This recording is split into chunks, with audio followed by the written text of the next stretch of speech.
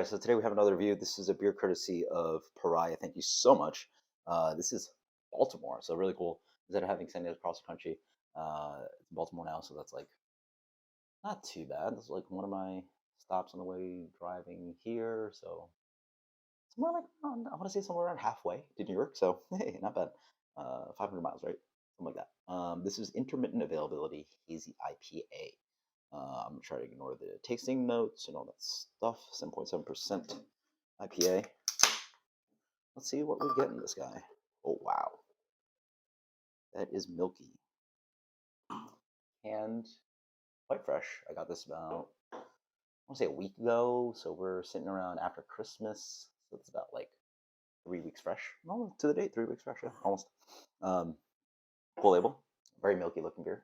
Has a little bit of color to it, right? Like a sort of like a medium, light to medium gold color instead of like a light color. Really fluffy white head. A little bit of orange hue to it. Completely opaque on this hazy for days. Got a nice temp. Yeah, it smells similar. Familiar. Get a little bit of orangey quality. I assume there's citra in here. Um, there's that fluffy kind of like wheat oat thing, creamy. A little bit of spice. Did I have a spice beer in here before? I don't know. Maybe it's like there's that what is it called? Organoleptic, like whatever. It almost feels like there's like almost like a pie crusting going on, like cinnamon or something. But that makes no sense in this beer. But it could just be like who knows? What was in my glass last? Like I don't know what last beer reviewed. Like this is the first one of the night. So, but yeah, peach, a little bit mangoey. Cheers.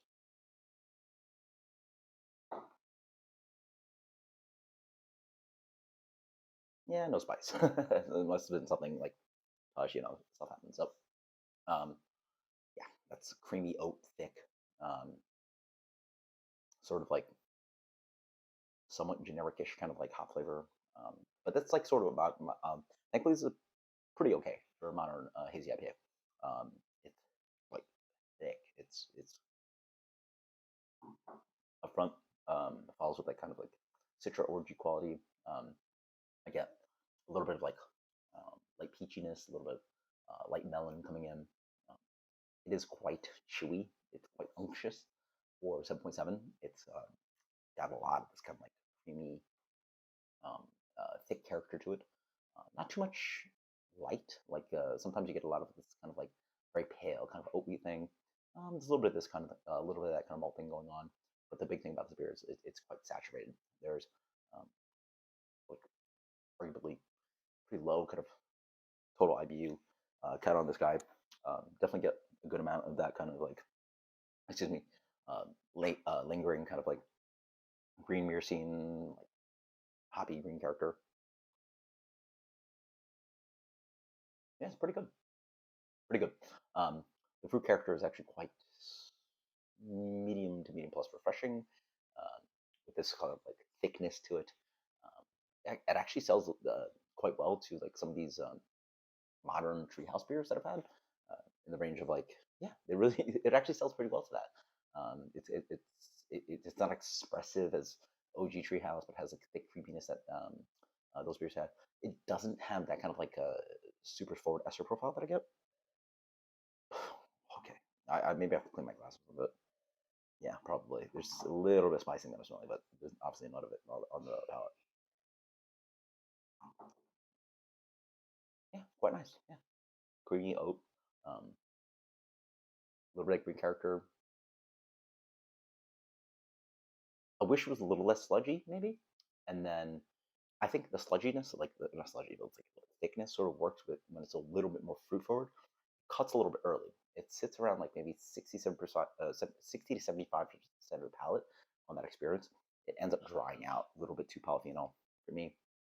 But that's what a lot of modern hazies do. So instead of being too intense, like where it's like complete and all flavor, where I completely dismiss a beer, it's still pretty good. Citra Galaxy Amarillo, small draft only.